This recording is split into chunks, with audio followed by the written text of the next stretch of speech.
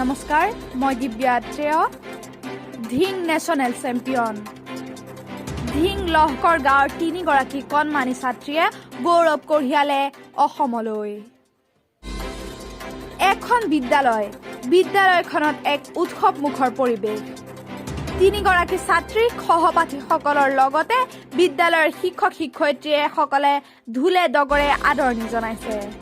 কিয়নো 3 গৰাকী ছাত্ৰীয়ে ৰাষ্ট্ৰীয় পৰ্যায়ত নিজকে উজ্বলাই তোলাই নহয় অধ্যয়নৰত বিদ্যালয়ৰ লগতে সমগ্ৰ অঞ্চলটোলৈও গৌৰৱ কঢ়িয়াই আনিছে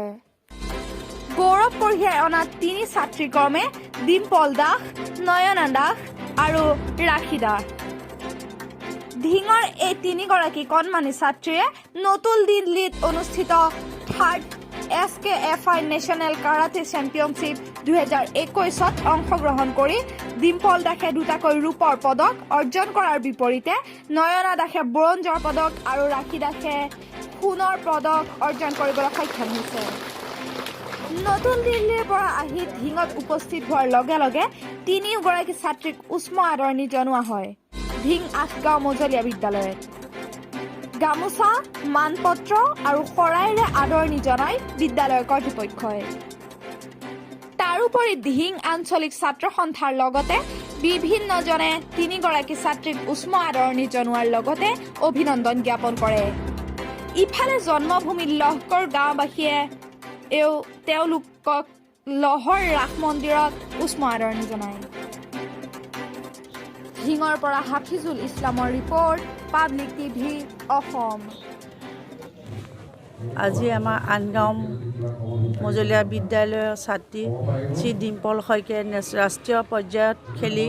নেশ্যনেল কেৰাটেত তেওঁ দুটাকৈ চিলভাৰ পদক ল'ব পাৰিলে আৰু সেই পদকে আমাৰ স্কুলখন গৌৰৱান্বিত কৰিছে আমি বহুত পিছপৰা ল'ৰা ছোৱালীক লৈ পেলাই এইখন স্কুলত আছোঁ প্ৰায় 800 ছাত্ৰ ছাত্ৰীয়ে ইয়াত অধ্যয়ন কৰে এই 800 ছাত্ৰ ছাত্ৰীৰ ভিতৰত তেওঁ যে গৈ আমাৰ ভিতৰুৱা অঞ্চলৰ পৰা গৈ ৰাষ্ট্ৰীয় পৰ্যায়ত যে তেওঁ বিভিন্ন খেলুৱৈৰ লগত খেল খেলি আমাৰ স্কুলে সুনাম কঢ়িয়াই অনাত আমি সঁচাকৈ গৌৰৱ অনুভৱ কৰিছোঁ আৰু মই এইখন স্কুলৰ প্ৰধান শিক্ষয়িত্ৰী হিচাপে আজি বৰ আনন্দিত হৈছোঁ আৰু সেয়ে আমি ছাত্ৰ ছাত্ৰী তেওঁৰ লগতে আৰু 2 গৰাকী ছাত্ৰীয়ে অংশগ্ৰহণ কৰি গ'ল্ড আৰু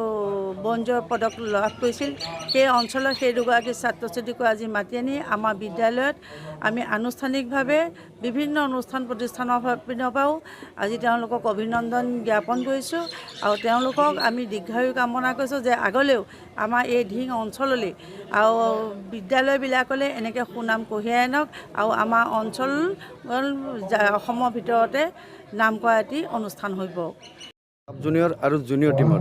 সাব জুনিয়ৰৰ পৰা ৰাখী দাস অকলে গ'ল্ড মেডেল আৰু চিলভাৰ মেডেল দুটা ইভেণ্টৰ খেলত জিকিব পাৰিছে আৰু নয়না দাস আৰু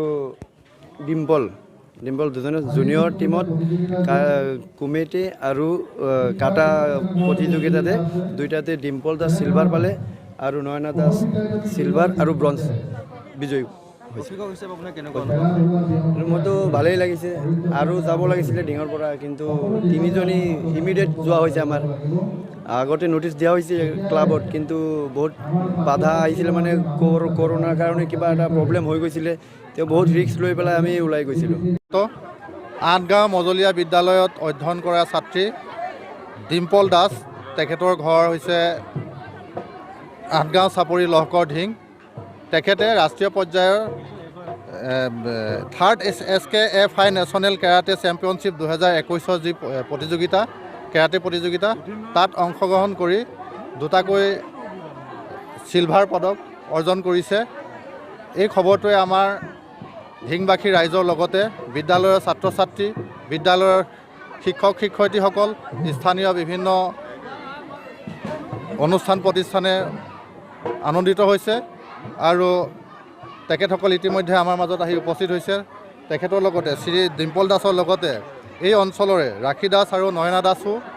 আহি উপস্থিত হৈছে তেখেতসকলেও এই একেটা প্ৰতিযোগিতাতে পদক অৰ্জন কৰিছে আমি নথৈ সুখী হৈছোঁ আমি বটদ্ৰৱা প্ৰাথমিক শিক্ষা খণ্ডৰ অন্তৰ্গত ধিং ৰিফিউজি মণ্ডল সমল কেন্দ্ৰৰ তৰফৰ পৰাও তেখেতসকললৈ উষ্ম আদৰণি জনাইছোঁ